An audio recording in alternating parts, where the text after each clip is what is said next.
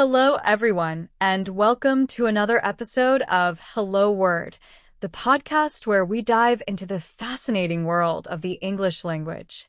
I'm Alex, your host, and today we're exploring the word accusation. It's a C1 level noun that means a statement saying someone did something wrong. Let's break it down and uncover its nuances together.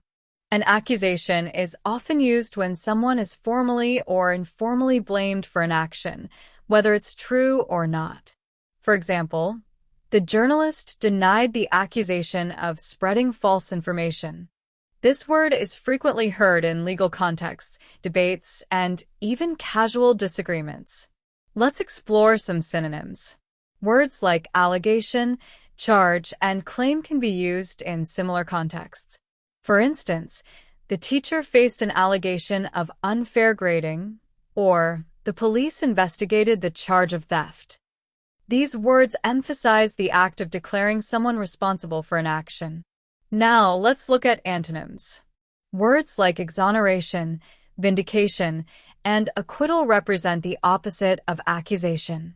For example, the court's decision led to his complete exoneration, or her vindication proved the rumors were baseless. In everyday life, the word accusation often appears in conversations or media. Imagine a situation where someone says, "Why are you making that accusation without any evidence?" Or the politician responded calmly to the accusation during the press conference. Here are a few more examples of accusation in action. She was shocked by the sudden accusation from her colleague. The movie depicts the aftermath of a false accusation that changed the protagonist's life. Avoiding blame does not mean avoiding accusation. That's all for today's deep dive into the word accusation.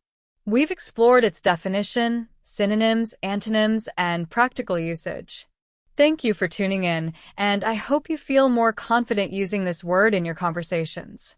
Before we go, I'd like to remind you to subscribe to Hello Word and leave a review.